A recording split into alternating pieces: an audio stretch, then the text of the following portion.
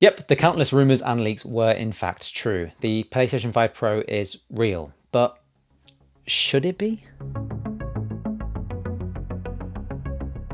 Now, this new hardware will arrive in time for Christmas with a launch date currently slated for November the 7th, and it's going to carry with it a hefty starting price tag of around $700.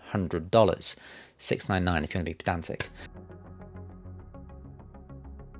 This improved Pro model was revealed by way of a brief technical presentation video hosted by the scrupulous PS5 lead architect Mark Cerny.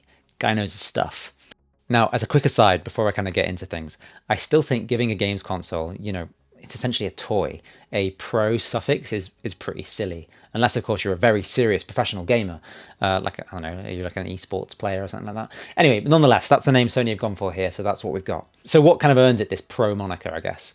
Well, in the presentation, Sony outlined three key things: a larger GPU, advanced ray tracing, and of course, with it being 2024, AI has to have a mention by the way of new upscaling technology. What that means in practice is that this machine will give you 45% faster rendering over the base PS5 hardware, along with faster ray tracing calculations, and thanks to a new PlayStation's Spectral Super Resolution Library, or PSSR, not USSR, you'll also get kind of pixel by pixel AI-driven upscaling, which will make the image on screen appear better than it is.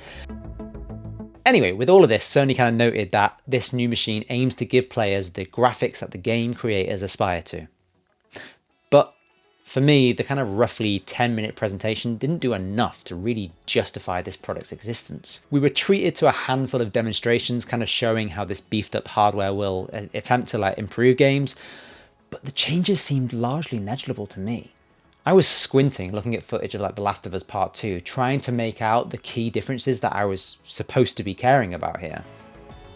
Look at this footage here and yes, there is a subtle difference, but is it a $700 difference? Ever so slightly crisper details on something that's far off in the background isn't enough to get me excited to drop down so much cash. And I'd argue it shouldn't be enough to get you excited either, but I don't want to overstep here. Yes, I may well be trivializing the kind of technical details here. I'm sure there's plenty of technical merit to what's going on here. But when you have the opportunity to excite your core audience and many come away without any kind of major motivating incentive to buy, I'd argue that the messaging has failed. Now, I get it, this is a niche premium console, but it's arriving during the midst of a kind of changing era. In fact, we're probably in the era of the last kind of hardware devices with physical disk drives. I mean, the base model here doesn't even come with one. But maybe that's the point, Maybe that's the kind of whole point of this device, is that it's clearly a niche device, and the niche nature of it is kind of the key to understanding it, maybe. This isn't going to be the one that the kind of core audience gravitate towards, but instead, it's those who want the very, very best, no matter the cost, I'm just kind of left questioning if that's the best decision here, when right now, especially considering there's been recent price rises in certain regions, like the PS5 is now more expensive in Japan, the DualSense controllers are more expensive globally. Is that the best decision to be introducing this $700 new kind of model? Especially, because I'd love to be in a position right now to recommend a cheaper PS5 to folks who are keen to jump into the likes of Astrobot. You've had a win with Astrobot, kind of sandwiched by the kind of weird, questionable decisions of Concord and now this new $700 model. And at $700, and let's not forget, that's without a disk drive or a vertical stand, by the way, which is weird because all of the promo art shows it in this vertical orientation and you don't get that. So they have to put vertical stand not included on every image that they're showing of this thing, which is just awkward and weird.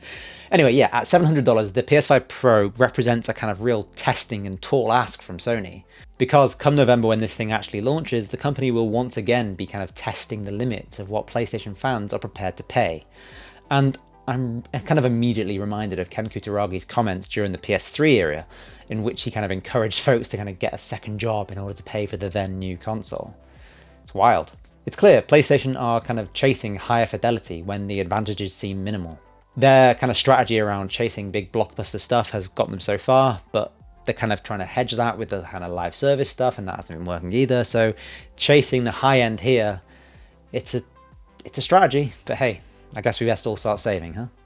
Those are my thoughts on the PS5 Pro. Let me know in the comments if you're planning on picking one up. Maybe I've got the things wrong here. Maybe you think it's a really good buy.